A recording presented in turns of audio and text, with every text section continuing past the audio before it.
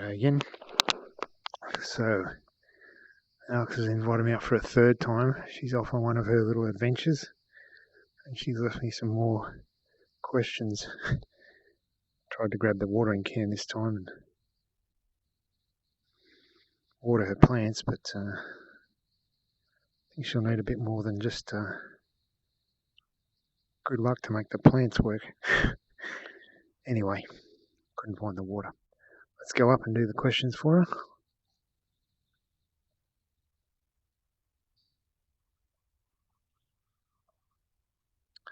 As usual, she's left a nice note on the board for me. Hey, Dr. E. Thanks so much for your help. Can you please do these as well?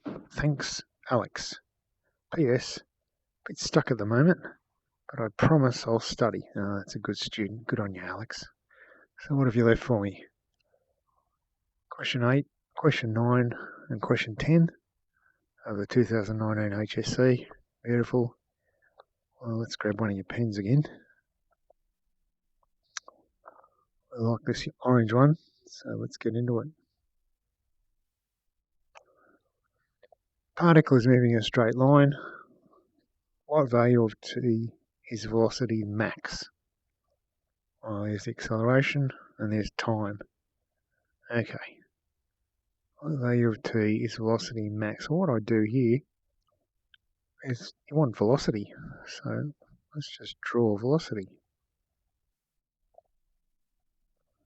There's t. There's v. 1, 3, and 5. Okay.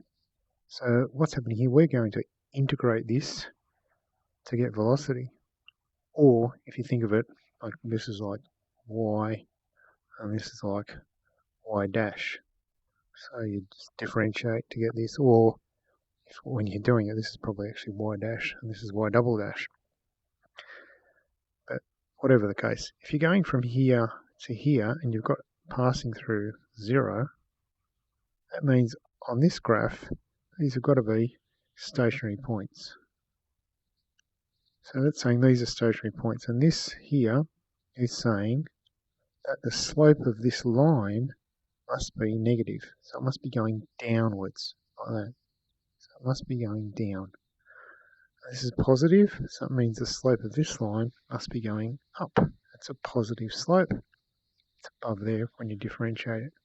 And this is positive, it's going up. So that's going up. So here you've got a maximum, and here you're going to have a minimum. Now this graph can move up and down, we don't really care. All we care is knowing that this is a maximum, this is a minimum. What value of t is the velocity of maximum? Well, 3. So that one is pretty easy. Okay, so let's look at the next one. Which one equals tan squared x, or the integration of tan squared x?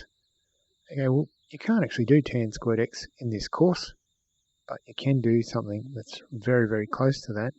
You can actually do sec squared x, and you can change this using your equation of, or if you know the equation, or you've got your formula sheet, sine squared x plus cos squared x equals 1. And if you divide each of these by cos squared x, sine divided by cos is tan squared x. Cos divided by cos, so we're dividing everything by cos.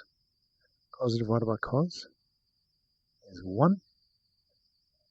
And 1 divided by cos is sec squared x. So now, if we move this over to the other side, move this 1 over here, we're going to get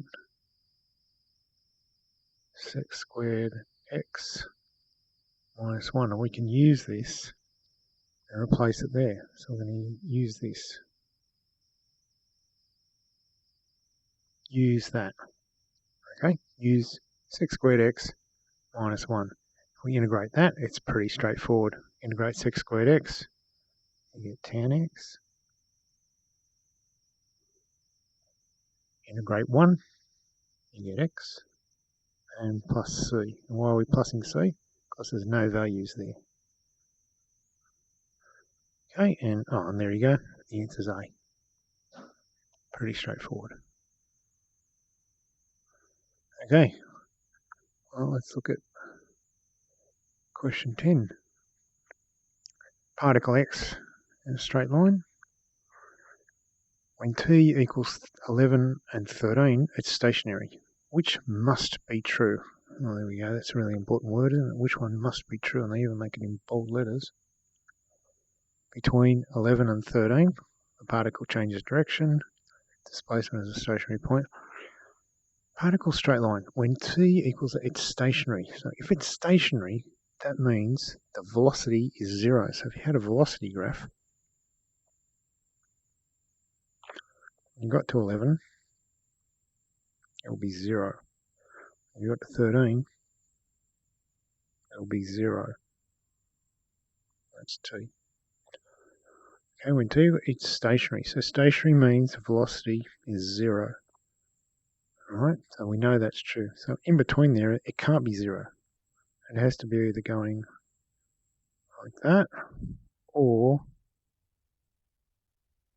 like that. One of those two has to be true. It has to be that or that.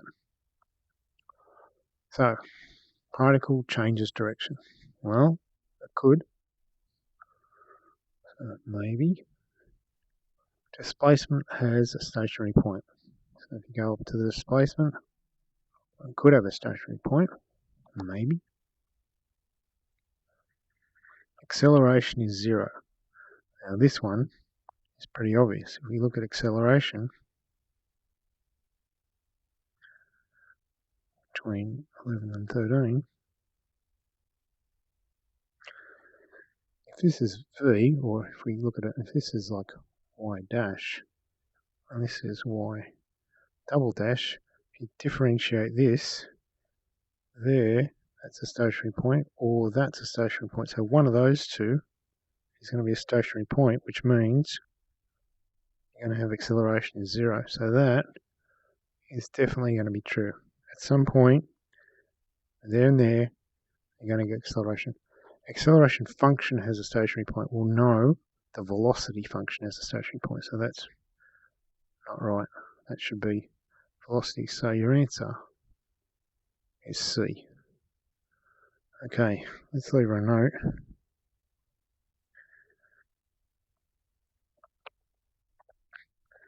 Let's leave it in green, shall we?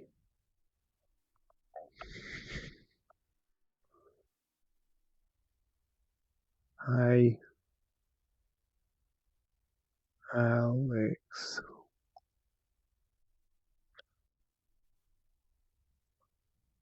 Stay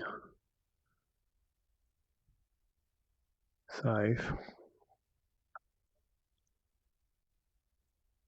Study hard.